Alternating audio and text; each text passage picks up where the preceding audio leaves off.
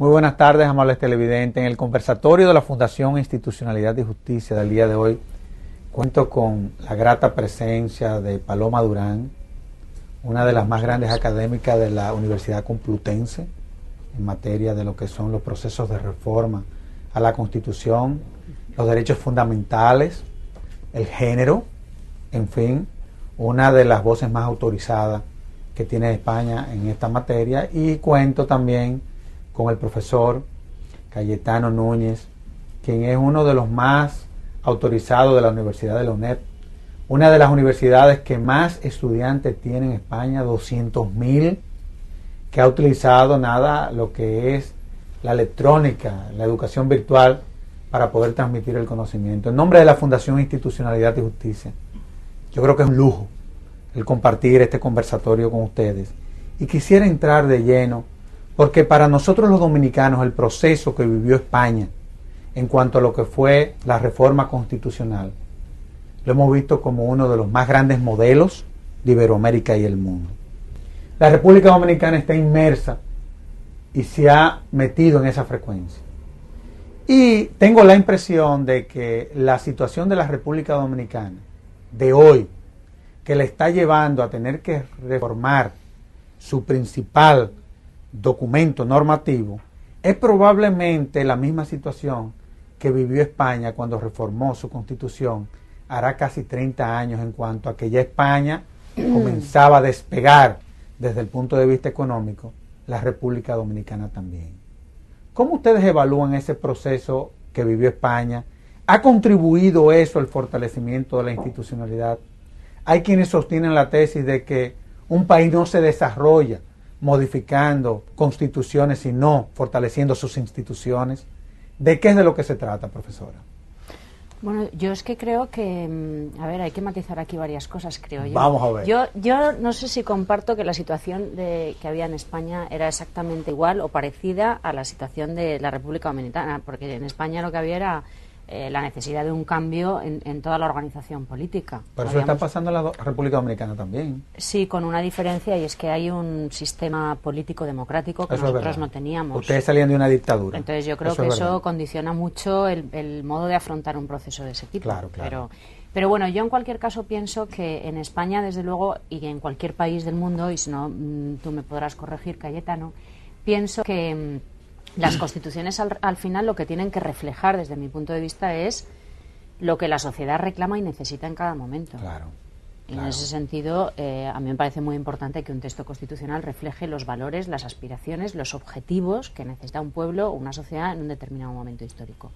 Pero a eso luego hay que añadir que, claro, la redacción de un texto constitucional va de la mano de las instituciones. Yo creo que es una cosa conjunta, el fortalecer las instituciones, ¿no? Y la importancia del texto constitucional, me parece a mí. Y en un país como este, donde además toda la sociedad, diría yo, que ha jugado un papel importante, especialísimamente las mujeres, ¿no? Ya desde el siglo XVI. La República Dominicana es que ha sido pionera en todo, ¿no? O prácticamente en todo. La primera universidad aquí, el primer hospital, la primera catedral. Y yo creo que las mujeres dominicanas también han sido muy pioneras, ¿no? Gracias a ellas se vivió todo el proceso del siglo XVI. Gracias a ellas se han conseguido muchas cosas en las organizaciones internacionales. Una mujer dominicana fue una de las primeras que contribuyó a la redacción de la Declaración de Derechos Humanos. ¿En Naciones Unidas? Es decir, yo pienso que es todo un reto el que ahora se está viviendo aquí en el país, ¿no? Y el mismo día de la violencia contra la mujer de las Naciones Unidas se debió a que ese día mataron a palos a las hermanas Mirabal. Sí, es decir, hemos sido pioneros en muchas cosas, hasta en eso. Sí. Y yo creo que en ese sentido el proceso de reforma que se está viviendo aquí, por lo menos tal y como yo lo veo desde fuera, a mí todo el proceso de la consulta popular y todo eso me parece un proceso interesantísimo. Claro. Interesantísimo. No, y es una forma también, y yo creo que se pudiese, aunque fueron mecanismos diferentes, guarda alguna similitud con el proceso que vivió España de consulta también, en donde de lo que se trataba era de empoderar a la población, de lo que se trataba de reformar, y que ella misma contribuyera a lo que ella pudiese aportar y quería que se reformara.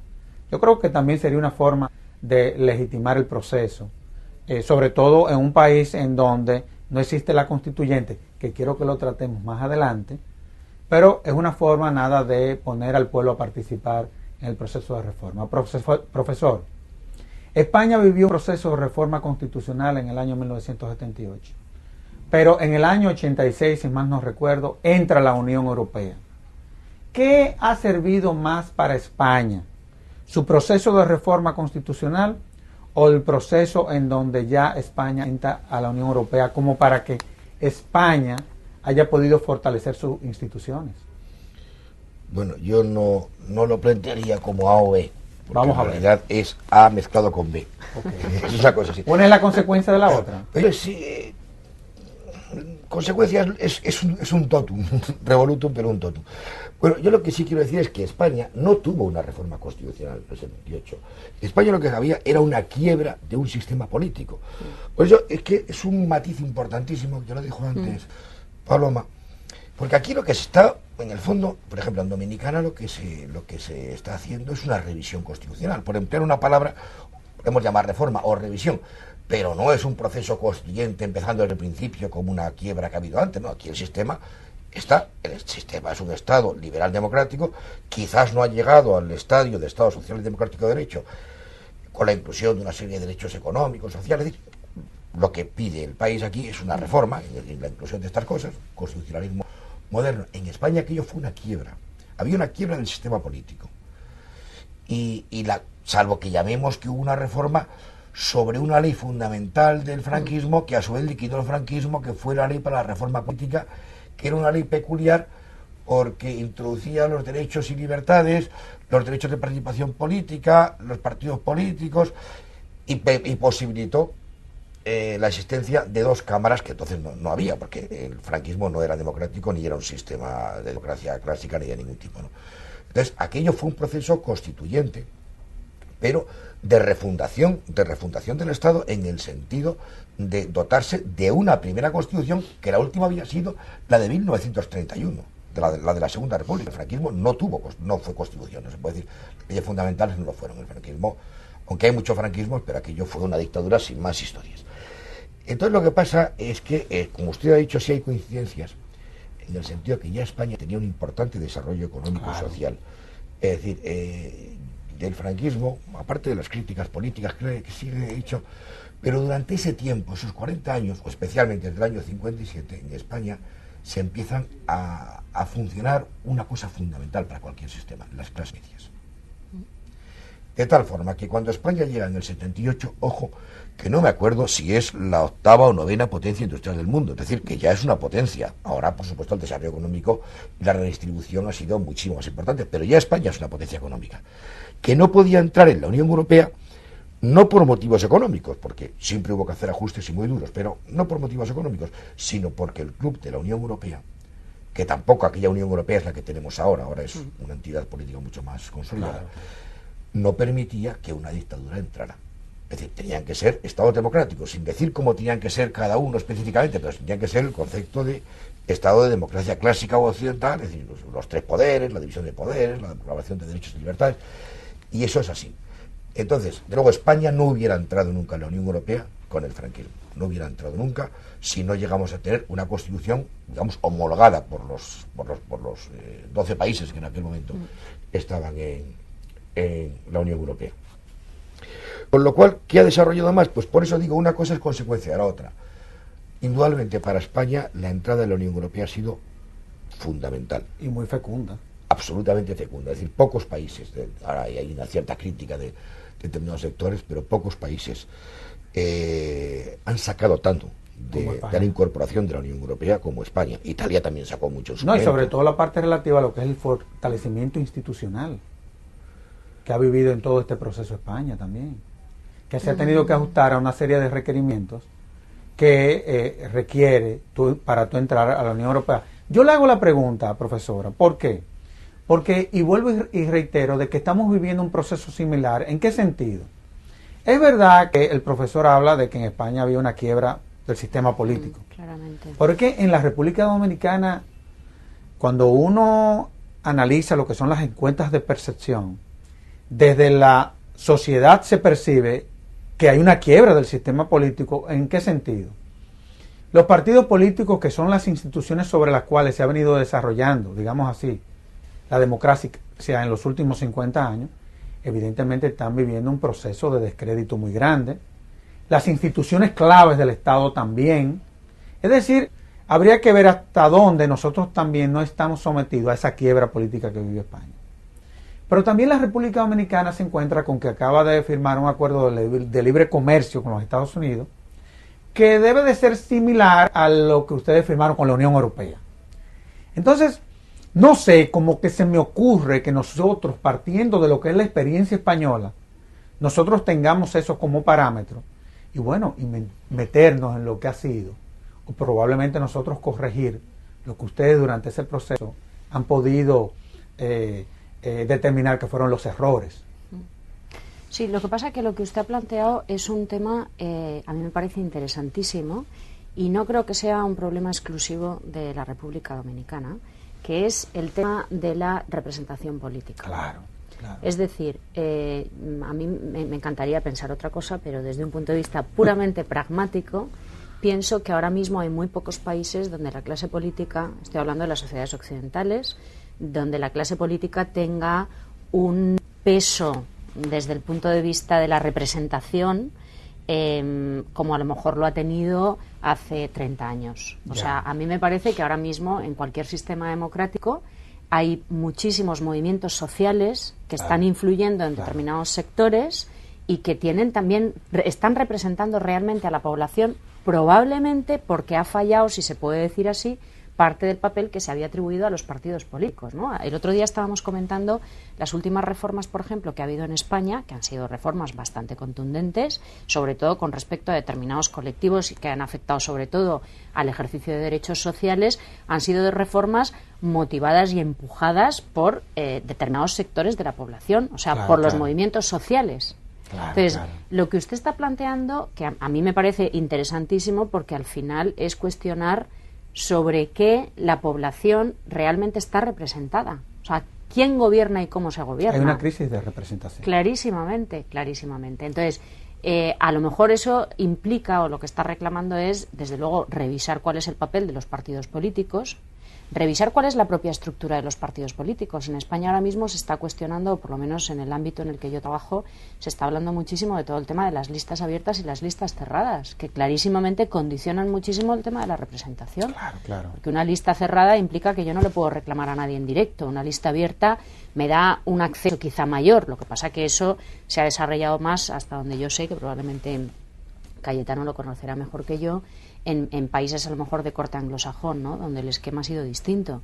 Pero a mí me parece que al final, cuando se habla del tema de la representación, pienso que es muy importante el papel que los movimientos sociales han hecho. Definitivamente. Pienso que en muchos casos la población se siente más representada a través de un movimiento social que de un partido político. Claro, claro. Ahora, partiendo de la representación, que yo creo que es importante lo que usted está planteando, profesor, evidentemente que haciendo un análisis de lo que es su planteamiento, definitivamente la sociedad ha entendido que el fracaso de un Estado no es responsabilidad exclusiva de la clase política, sino de toda su sociedad. Exactamente. Pero evidentemente muchas veces vemos cómo los órganos de representación, por ejemplo el Congreso, la Cámara de Diputados, el Senado, muchas veces dejan de ser el Congreso Nacional y terminan siendo el Congreso de los partidos.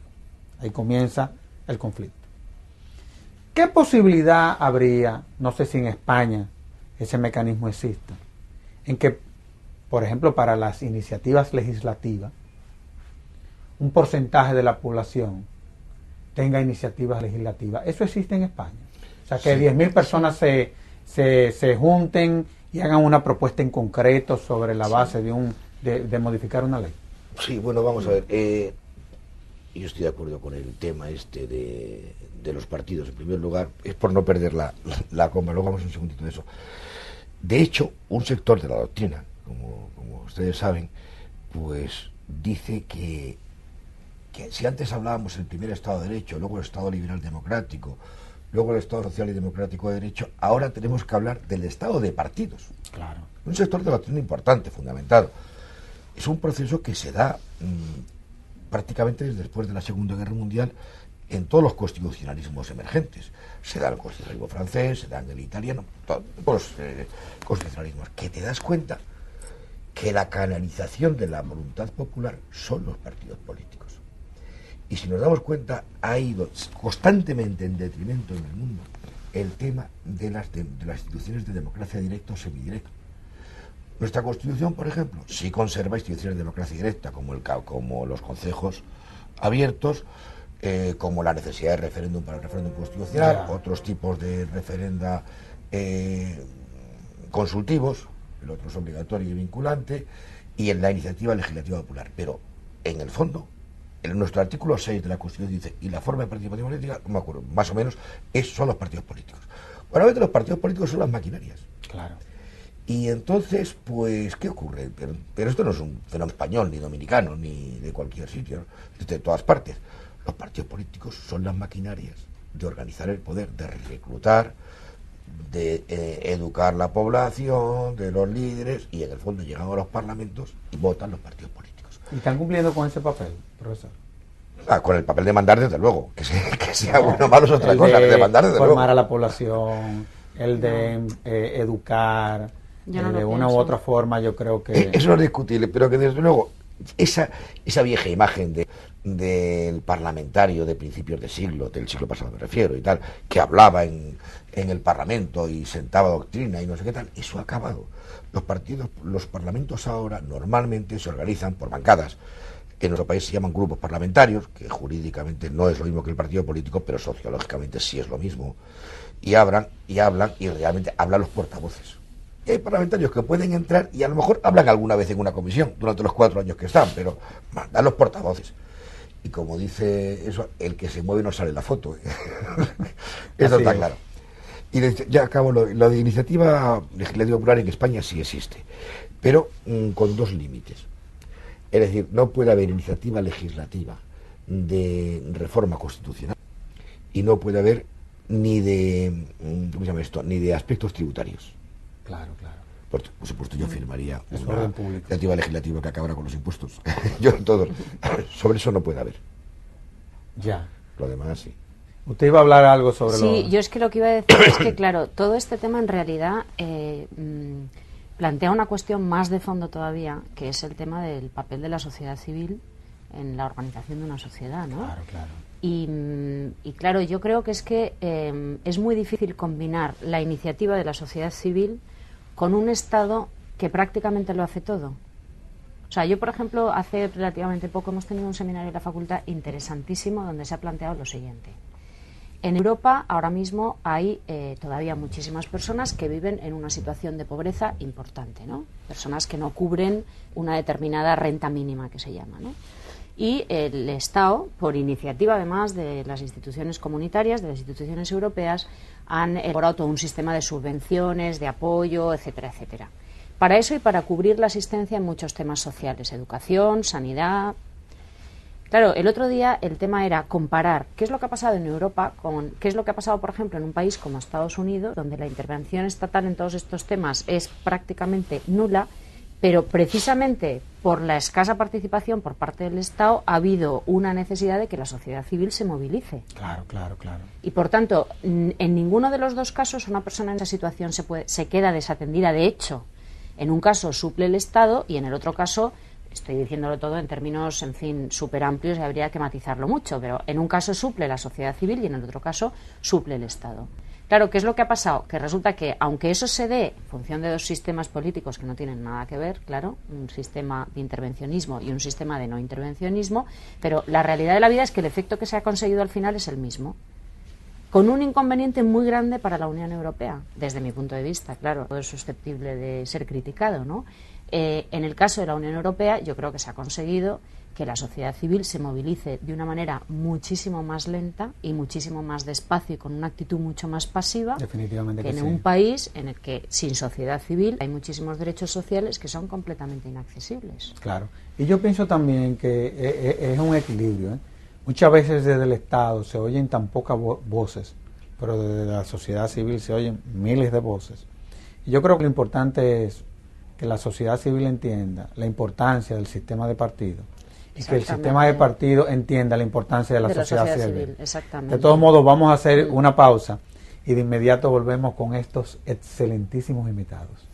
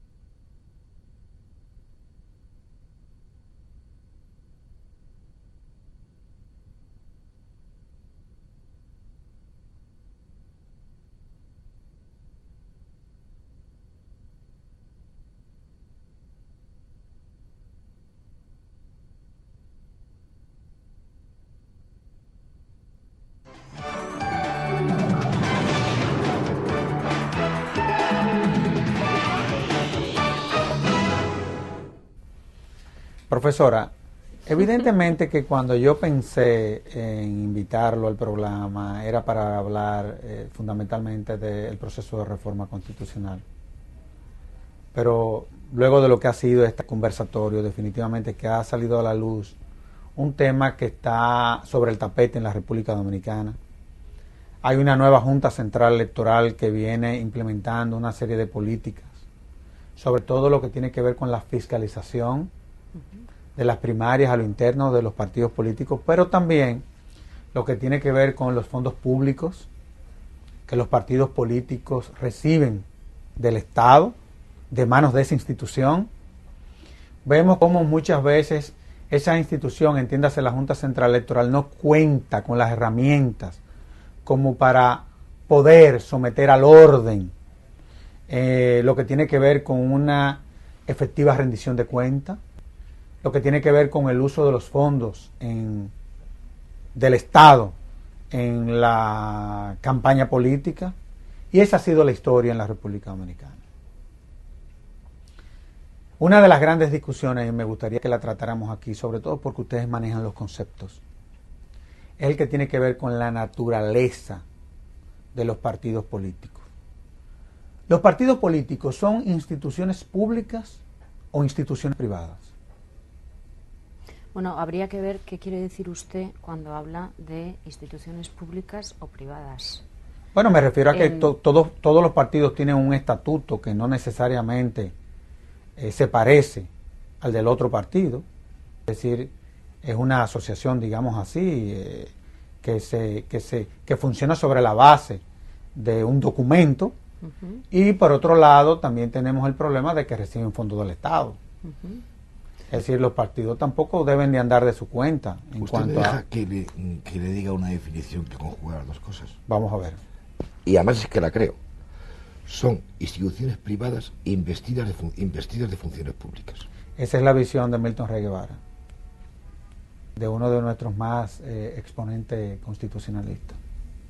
Bueno, yo es que lo que pienso es que los partidos políticos, teóricamente, son los canales para defender los intereses de una determinada sociedad, para organizar una sociedad y para establecer unas instituciones, etcétera, etcétera. Hay 5.000 caminos. Bueno, no sé si 5.000, pero desde luego hay unos cuantos caminos. Claro. Y de lo que se trata es de que cada partido aporte el suyo propio. Yo en ese sentido pienso que un partido político, y más que un partido político, la persona que se dedica profesionalmente a la política, pienso que tiene que ser una persona honesta con eso y ser consciente de que para lo que trabaja no es para un beneficio de carácter privado, sino para un objetivo de carácter público. Claro, y en ese sentido, por eso le decía, o sea, si nos vamos a referir a la definición desde el punto de vista estrictamente jurídico, pues yo creo que entonces aquí Cayetano que explique perfectamente el tema, pero si de lo que se trata es de ver qué es lo que pasa por la vía de los hechos, yo creo que una persona se dedica a la política y consecuentemente un partido político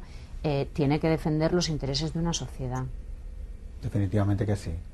No, y es bueno que hablemos de los partidos políticos, porque desde el punto de vista de lo que es el mecanismo que existe en la República Dominicana para reformar la Constitución, aun cuando se ha experimentado, digámoslo así, un mecanismo que ha resultado ser novedoso, el de la consulta popular, van a ser los partidos políticos los que, en definitiva, de conformidad con lo que establece la Constitución, lo que en el Congreso van a decidir, claro, lo que se le va a reformar a la Constitución. Va a ser el sistema del partido el que finalmente se terminará imponiendo en este proceso de reforma constitucional. La reforma constitucional. ¿Qué es más importante? ¿El método como se reforma o el contenido de la reforma? Hombre, para el pueblo, evidentemente, el resultado final. Bueno, para el pueblo, para el sistema, es lo que se ha hecho y la nueva Constitución, como se haya hecho, por supuesto es muy importante, porque tiene que ser un proceso democrático, etcétera, etcétera, pero lo importante es el objeto, ¿no? Vamos, el resultado. Le hago la pregunta porque más del 63% de la población se ha concentrado mucho en el mecanismo de cómo se debe de reformar la Constitución, es decir, entiéndase la constituyente. El otro porcentaje entiende de que no, que puede ser a través de la Asamblea Revisora o un sistema mixto en donde, habiéndose dado la constituyente, el asunto se refrenda mediante un referéndum. ¿Qué opina usted, profesor? ¿Realmente en estos tiempos que vemos que la constituyente va perdiendo espacio en el mundo, realmente es el método ideal para una reforma constitucional? Bueno, yo le puedo decir opiniones personales, por mi opinión personal. No, definitivamente, pero es válida. Nada más lejos de mi interés y de mi ánimo que entrar en la política dominicana concreta. Vamos, no es el caso, es como un mecanismo de reforma a la Constitución, a cualquier Constitución. Yo lo que creo es que hay, en realidad, ¿quién reforma la Constitución? ¿Quién tiene la capacidad para reformar las Constituciones? Ese concepto un poquito etéreo que llamamos el poder constituyente. ¿Dónde radica? Desde siempre en la nación. Pero esto es como no decir nada. Y de lo mío, ¿qué? ¿Dónde están las cosas? Yo creo que hay dos cosas importantes. Si usted está refundando el Estado, refundando la nación, o ante una quiebra constitucional, el proceso de una asamblea específicamente constituyente puede ser válido. Me refiero, por ejemplo, al caso colombiano, que llevaban 100 años intentando reformar la Constitución colombiana y tuvieron que ir a una asamblea constituyente porque no había manera, no había mayoría, llevaban 100 años en la Constitución obsoleta. Entonces allí se hizo por una asamblea constituyente, se podía haber hecho de otra forma, pero se hizo de esa forma. El caso boliviano también. El caso boliviano, en cierto aspecto, es una refundación también de la nación, porque es reconocimiento de la entidad nacional, de las comunidades indígenas, que han estado históricamente marginadas. Luego eso es una refundación realmente, no ya del Estado, sino de la nación. Es decir, que los elementos de la nación ya son otros, más diferentes. Entonces, eso puede... tampoco tiene que ser necesario que se hiciera así, pero tiene un sentido que sea así. Porque es una quiebra de lo que había y pasa a otra historia. Pero claro, de lo que estamos hablando, los países que están consolidados, los estados consolidados, de lo que estamos hablando son de revisiones constitucionales, por muy amplias que sean. Nosotros en España se habla de que necesitamos una reforma constitucional. Aquí se habla también, pero no quemando la vieja constitución que tenemos o la nueva, sino revisando, incluyendo una serie de cosas que queremos meter, modernizándola, adaptándola, la norma a la política, a la sociedad, es lo que se quiere. Luego, y además hay muchos tipos de reformas. Es que, fíjese usted, y yo por ejemplo creo que en el caso dominicano, ustedes, por mucho que hagan una reforma ahora y muy completa que ustedes quieran hacerla, van a tener que hacer bastantes pequeñas reformas en los próximos 15 años. Es decir, como España, los procesos de continentalización, los procesos de integración en entidades superiores, en España, la Unión Europea, aquí con el tema del DERECAFTA. Claro, todo el tema del Parlacén, de todo esto. Claro. Esto es una cosa evidente. ¿Y por qué? Porque el país va a tener que suscribir una serie de convenios y tratados internacionales. Y esos al final tendrá que ponerlos en derecho interno. Claro. Norma interna. Y además usted calcule que, por ejemplo, aquí es un decir, ¿no? Se reconoce, hay un tratado internacional que se firma que se reconoce el derecho al voto, tanto como sufragio activo como pasivo, a un ciudadano guatemalteco, por decir una cosa. Pues eso usted tendrá que reformar la Constitución para meterlo, porque aunque haga una reforma ahora, difícilmente puede prever esas cosas. Entonces vamos a tener que hacer muchas reformas pequeñas. Y usted va a montar todo un proceso constituyente de una Asamblea Nacional para estas pequeñas reformas. Ojo, que no todas las reformas son lo mismo. Yo es que diría una cosa.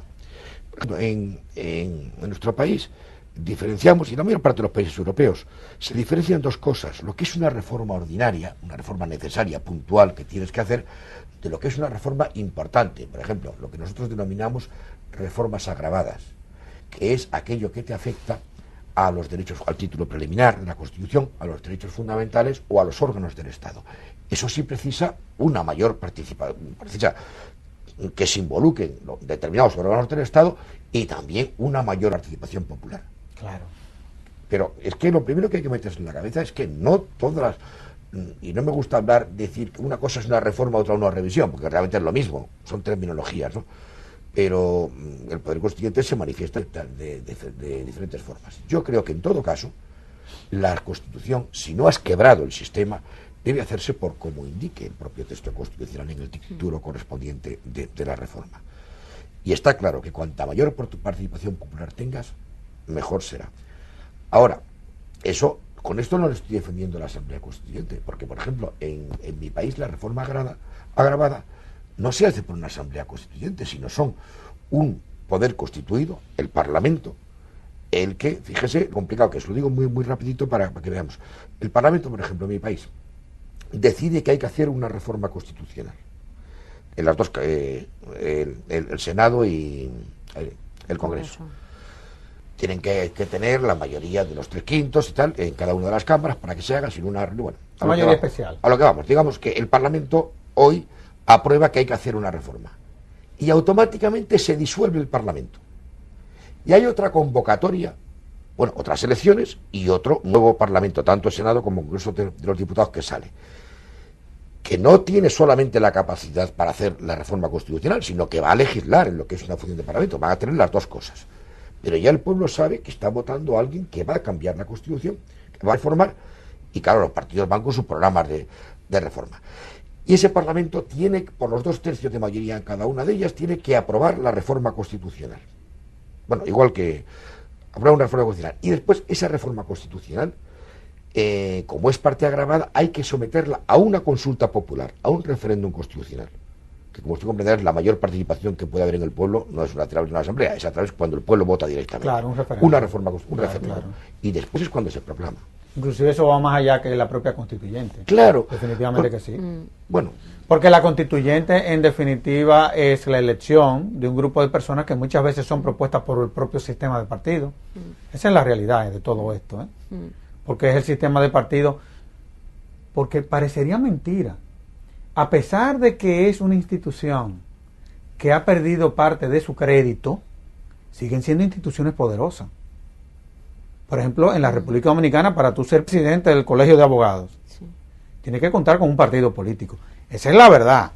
Para tú ser presidente del Colegio Médico, tiene que ser a través de un partido político. O si quieres ser rector de la Universidad Autónoma de Santo Domingo, te tienes que montar un partido político. Es decir, que son instituciones poderosas, sumamente poderosas. Entonces, cuando hablamos de la constituyente, al final eventualmente va a pasar lo mismo que generalmente pasa cuando se llevan procesos de esa naturaleza. Ahora, usted es experta en derechos fundamentales, en cuestiones de género. Nuestra Constitución es deficiente en derechos fundamentales. Recientemente estamos viviendo un proceso aquí con la Ley de Libre Acceso a la Información y Recurso de Amparo, que yo creo que ha llamado la atención de toda la comunidad jurídica. El amparo, ¿valdría la pena constitucionalizarlo? Llevarlo a la Constitución. Porque parece ser que no ha sido lo suficiente. Es decir, una norma no ha sido suficiente como para garantizarle, a través de esta vía, que no es un recurso, los derechos fundamentales a la población. ¿Qué vamos a hacer, profesora? Bueno, yo es que creo que depende de qué derechos estemos hablando. Es decir, ¿estamos hablando de los derechos civiles y políticos o estamos hablando de los derechos sociales, ¿no? Yo creo que el tema del amparo a lo mejor lo puedes explicar tú mejor, pero con respecto al tema de los derechos, yo creo que pasa lo mismo que como con casi todos los términos, ¿no? ¿De qué estamos hablando? Claro. ¿de qué estamos hablando cuando hablamos de los derechos? Por ejemplo, en el caso español hay una parte de los derechos sociales reconocidos dentro del apartado dedicado a los principios, como es, los principios rectores de la vida económica y social, ¿no? Claro, donde se han incluido derechos tan variados como, por ejemplo, el derecho al medio ambiente o el derecho a la vivienda, con una protección y una garantía diferente de lo que se ha considerado en el sentido estricto, desde un punto de vista jurídico, derechos fundamentales auténticos, si se puede hacer una distinción de este tipo, ¿no? Yo creo que yo soy partidaria, y a lo mejor coincide con lo que antes hablábamos de la sociedad civil, de que no se puede regular absolutamente todo en un texto constitucional. Sí. O sea, yo creo que un texto constitucional lo que tiene que hacer, desde mi punto de vista, es establecer una especie de... La declaración de principios. Exactamente, que luego, y bueno, de hecho en el caso de la Constitución española ha pasado en algunos casos donde en el reconocimiento del derecho, estoy pensando ahora en la objeción de conciencia, por ejemplo, especifica la propia Constitución que se desarrollará por una ley posterior. O sea, yo creo una que... reserva de ley, sí. Sí, o sea, a mí me parece que... Pero es importante lo que ella está diciendo. Que en el texto constitucional yo pienso que es mucho más importante que esté reconocido el derecho y que después se deje al ámbito de la legislación específica, incluso, como hablábamos ayer también, ¿no?, de las políticas públicas para garantizar el acceso a esos derechos. Luego, si no, además, yo pienso que si se especifica... Es fundamental. Las políticas públicas, lo acabo de decir. Pero ese es parte del problema de la República Dominicana, que quieren normatizar la Constitución de una forma tal que quieren llevar a la Constitución todo lo que deben de ser leyes adjetivas. Pero es que eso yo creo que a largo plazo es un error importante, ¿eh? Y no estoy pensando ahora mismo en el caso de la República Dominicana, sino que en términos genéricos es mucho más importante reconocer los derechos, que además tienen carácter universal, claro, y después hacer como un segundo escalón donde lo que se garantiza es el acceso al derecho. Y en el acceso al derecho es donde hay matices, ¿no? Ayer, no sé si fue ayer o antes de ayer, ¿no?, hablábamos, por ejemplo, ahora se acaba de aprobar en Naciones Unidas el convenio para asegurar el ejercicio de los derechos humanos para las personas con discapacidad, ¿eh? Y yo recuerdo cuando eso se discutió en Naciones Unidas que el gran debate fue, bueno, pero es que hay que reconocer unos derechos específicos. Es que no, una persona que tiene una discapacidad no tiene los mismos derechos que tengo yo. Por supuesto que sí, los derechos son universales, claro, claro. Pero obviamente el acceso, por ejemplo, el derecho a la educación para una persona que no ve, no es lo mismo que para una persona que ve. Pero claro, es que el acceso forma parte de un segundo escalón, no del reconocimiento del derecho, que es universal para todo el mundo, sino que forma parte del acceso al derecho, donde ahí entra la regulación específica y luego la política pública. ¿Y no sería que más que crearles derechos a esa parte de la población, la cual yo respeto mucho porque yo fui discapacitado, no será crear mecanismos? En vez de derechos, como los derechos son universales, sería entonces crear mecanismos como para que estas personas puedan acceder a esa serie de servicios. Porque claro, es que tenemos que separar las cosas.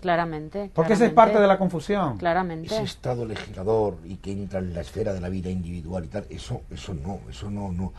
Lo que pasa es que, digamos que yo he sobremojado, ¿para qué nos vamos a engañar? En nuestro constitucionalismo hispanoamericano, ya no el dominicano, el español. Qué bien. Pues mire usted, lo que pasa... por decir una cosa, salvo Estados Unidos, que es un caso aparte, en el mundo anglosajón, el constitucionalismo anglosajón, ellos plantean, pues a lo mejor ni siquiera el derecho, sino el principio, ¿no? Un principio, porque a nadie se le ocurre la vulneración, porque ellos no piensan en golpe de Estado, no son cosas que entren en la cabeza. Que no. Y claro, es que nosotros hemos tenido en nuestros países, históricamente, muchas vulneraciones de los derechos. Y por eso nuestra tendencia desde Cádiz, que también la primera Constitución dominicana, la de 1812, sí, fuente de inspiración. Claro, que a mí me gusta mucho, una Constitución preciosa, hombre, tal, de lo que es, ¿no? Pero claro, era inmensa, con 300 y pico artículos, porque ponía el principio del ideal y el derecho, y no solamente el derecho, sino tienes que poner la garantía del derecho, porque esta señora en el fondo está buscando cómo quitarme el derecho una vez proclamado, y pone la garantía, y dentro de la garantía del derecho, y así es hasta el infinito. Una fuente de confusiones. Claro, y además, pues, nosotros somos todos muy abogados, entonces en todos nuestros países somos así. O sea, que yo sí entiendo que se ponga eso, lo que pasa es que, hombre, vamos a jugar con el constitucionalismo ya más ágil, más eficaz. Claro. Poner los ideales, los principios, los valores absolutos, ¿no? Que es de lo que se trata y es lo que debe de ser el contenido de una constitución. Vamos a hacer una pausa muy breve y de inmediato volvemos con nuestros invitados.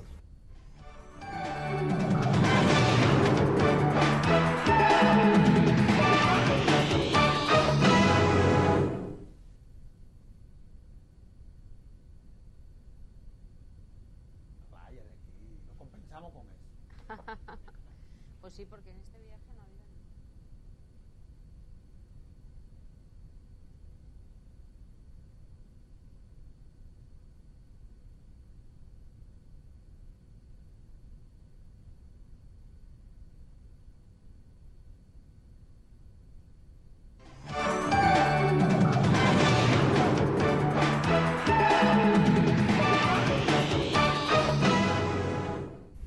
Hablamos de los derechos fundamentales de una u otra forma. El profesor hablaba de cómo en sociedades, por ejemplo en los Estados Unidos no existe el amparo, sin embargo en sociedades como la nuestra sí, porque se vive atentando contra derechos fundamentales del ciudadano.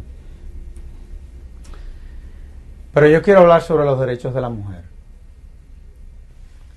Este país, la República Dominicana, se construyó sobre la base del esfuerzo de un grupo de hombres, eso es verdad, pero también sobre el sacrificio de un grupo de mujeres. Y las mujeres en la República Dominicana han jugado respecto a lo que han sido las conquistas de derechos fundamentales, roles que van más allá que la que hemos jugado los propios hombres. María Trinidad Sánchez, las hermanas Mirabal, Vicky Lora, en fin, un grupo de mujeres que son definitivamente emblemáticas y que se han convertido en símbolos de esta nación. La Constitución, o la mayoría de las constituciones, discriminan a la mujer.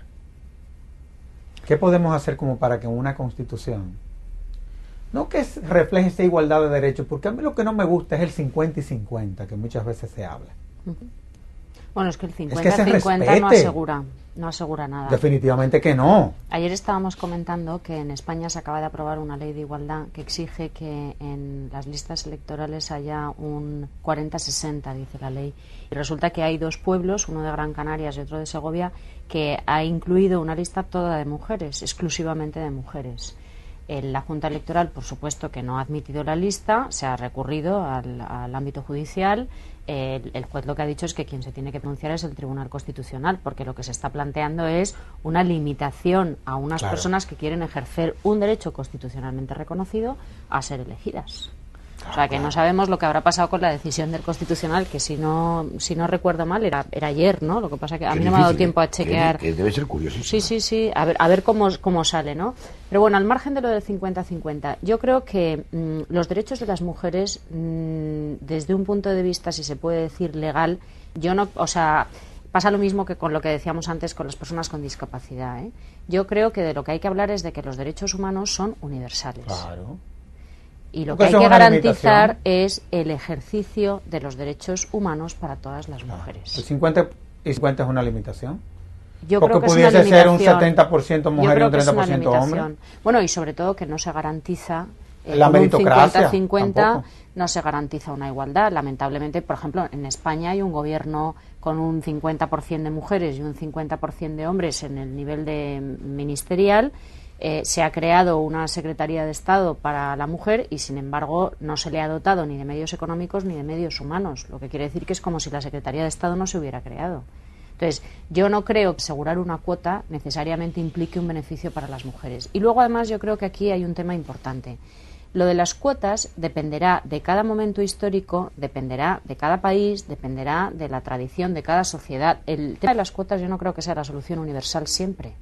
Ha habido países donde ha sido necesaria una cuota durante una época y luego esa necesidad ha sido sustituida. Es decir, a mí me parece que aquí ha habido una evolución, que es considerar que la situación de inferioridad en la que han vivido muchas mujeres para ejercitar sus derechos más básicos es un problema de las mujeres que tienen que resolver las mujeres, porque solo las mujeres son las responsables de ello, a un planteamiento que creo que es más acorde con la realidad, que es decir, la desigualdad entre mujeres y hombres es un problema social. Ya. Y por tanto la responsabilidad es de toda la sociedad y de todas las instituciones. Y por lo tanto los hombres no son los enemigos, hay que incluirlos en una batalla que es la de asegurar la igualdad para todos, hombres y mujeres. Y partiendo de ese razonamiento, ¿habrá servido para algo? Y eso lo voy a decir con mucho respeto, no para que mis amigas las feministas no se sientan mal, porque nada, ese es un movimiento que hay que respetar también, y es un movimiento universal.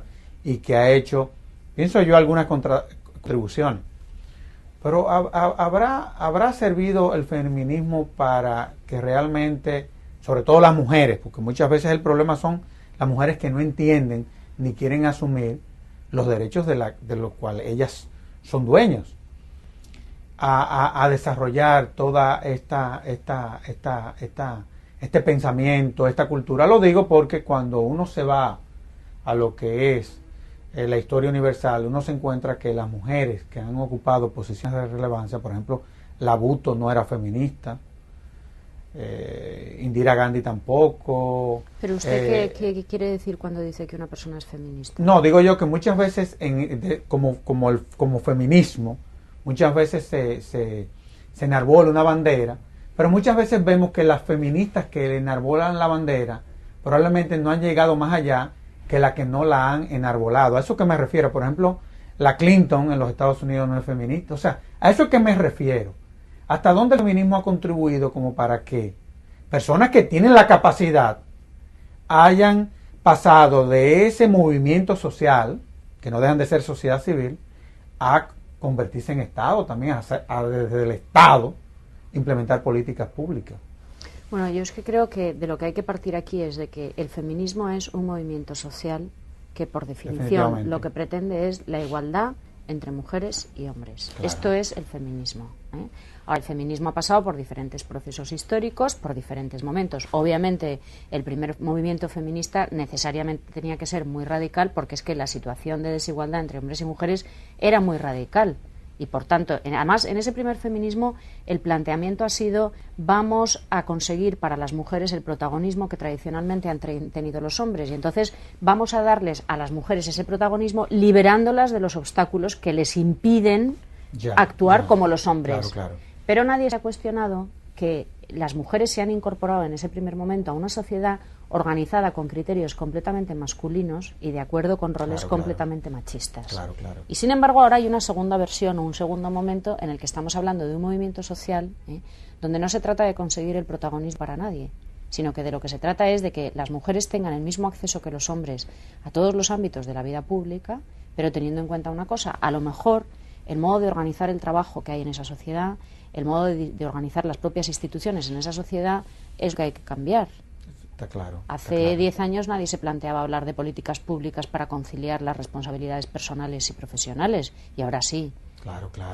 ¿Por qué? Porque hace 10 años... Entonces, yo creo que el movimiento social feminista ha conseguido muchas cosas. Si no hubiera habido un reclamo brutal del movimiento feminista, pues hoy las mujeres no podríamos ejercitar el derecho al voto prácticamente en ningún país. No, y probablemente en nuestras aulas el 70% no estaría compuesto por mujeres, porque tú te vas a la academia y te encuentras con que ha habido un despertar. Por eso la necesidad y la importancia de, en una reforma constitucional, tomar en cuenta estos aspectos. Lo que pasa es que yo creo que en el tema de la reforma constitucional pasa lo mismo que decíamos antes. A mí me parece que constitucionalmente hay que garantizar la fórmula de la igualdad y de la no discriminación. Y después que haya unas políticas públicas que garanticen el acceso de las mujeres a todos los derechos. Eso es fundamental, es decir, tú planteas el principio de igualdad, pero luego lo tienes que poner en 18 artículos, igualdad para, igualdad no sé qué. Ya está ahí, la igualdad está sentado, es un principio y es de aplicación. Y cuando llegue el juez tendrá que interpretar en virtud de ese principio. Lo que pasa es que en el caso de las mujeres sí que hace falta, desde mi punto de vista... políticas públicas. Bueno, las políticas públicas y un mecanismo que asegure que esas políticas públicas se aplican. Son los mecanismos. Puede llegar también un gobierno y decir: políticas públicas no nos llega el dinero, hay que asfaltar primero las calles y tal, ¿no? Y entonces, sí, o sea, yo creo que tiene que ser ese principio de la mano de un mecanismo adecuado, con medios económicos y con medios personales, para asegurar que las políticas públicas se aplican. Lo único que quería decir, ¿no?, es que no puede repetir 20 veces en la Constitución. No, en eso estoy de acuerdo contigo, al 100%. Claro, los derechos del hombre y del ciudadano... No, son los derechos de las personas humanas, no del hombre y el ciudadano, de las personas humanas. El hombre y el ciudadano no en sentido... No, es que yo estoy muy sensibilizada con esto, porque como bien sabes, que siempre se habla... Y lo grande que en esta ocasión yo coincido con ella. O sea, siempre se habla de la Declaración de los Derechos del Hombre y del Ciudadano y nadie habla de que hubo una señora Olimpia de Guskin que, o sea, pero eso ya está, perdóname, claro. yo sé que es un matiz, prisión y pasó, importante. al Niágara en bicicleta, como decimos aquí. La guillotinaron. Sí, definitivamente que sí. Ahora, hay algo que yo creo que vale la pena que nosotros pongamos sobre la mesa. Y que bueno, ustedes han vivido una experiencia espectacular. Y que nosotros desde la República Dominicana venimos monitoreando. Y es el asunto del Tribunal Constitucional que ustedes tienen en España. En Iberoamérica, digamos en América Latina, existen dos modalidades, Tribunal Constitucional y Sala Constitucional. Bueno, y a veces incluso cualquier juez, ni siquiera no en todas partes hay sala constitucional. Claro que no, claro, los jueces pueden, de conformidad con lo que se les somete, conocer de lo que se les somete algunos aspectos de inconstitucionalidad. Pero al final no te crean jurisprudencia, nosotros tenemos el concentrado, sí, y en fin, tenemos el de la Suprema Corte de Justicia. ¿Qué conviene en una reforma constitucional? ¿Una sala a lo interno de el Tribunal de la Suprema Corte de Justicia o el Tribunal Supremo o un Tribunal Constitucional? Porque hemos visto que en España la verdad es que a veces hay unos enfrentamientos que da la impresión, no digo que sea así, más que contribuir al fortalecimiento de la institucionalidad, ha servido para debilitarlo. ¿Sabe qué pasa? Es que al final el funcionamiento acaba siendo el mismo. Vamos a ver. Fíjese... y nos queda un minuto. En teoría, en España es el Tribunal Constitucional. Pero si usted va a otros países, que es una sala, la sala de lo constitucional, la que trata específicamente a la que le llegan estos casos, luego al final, el funcionamiento, el día a día es el mismo. Cada día se parece más. Incluso, fíjese, el sistema norteamericano al sistema español o al sistema alemán en cuanto a control de constitucionalidad, porque la práctica es el mismo. Y lo que ocurre es que están desbordados todos con el tema. Eso es otra historia. Pero en la práctica, cada día, hasta el francés, cada día la práctica se parece más. Yo no creo que sea ni mejor ni peor. Es decir, yo sí creo que, a mí, en lo personal, yo sí creo en la existencia, en la necesidad del Tribunal Constitucional, porque es, digamos, más independiente. No es que cuestione la independencia de otro, pero le llegan las cosas más directamente o le llegan más matizadas. Por eso creo en mi opinión personal, ¿no? Pero ya digo, en la práctica esto tiende a funcionar casi igual. Parecería mentira, pero se agotó el programa. Y qué pena, porque dejamos todos los temas sobre el tapete. Todos los temas sobre el tapete, nosotros solamente tratamos 3 temas, solamente, donde hay un abanico. Esa es la verdad. Cuando uno habla de procesos constitucionales, bueno, la pasión es tal que muchas veces uno desata olas aquí que uno no puede contener.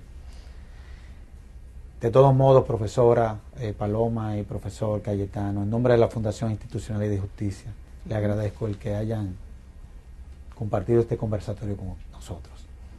Gracias a la Fundación. Y a ustedes, amables televidentes, les decimos hasta el próximo domingo, en donde estaremos en un nuevo conversatorio de la Fundación Institucionalidad y Justicia.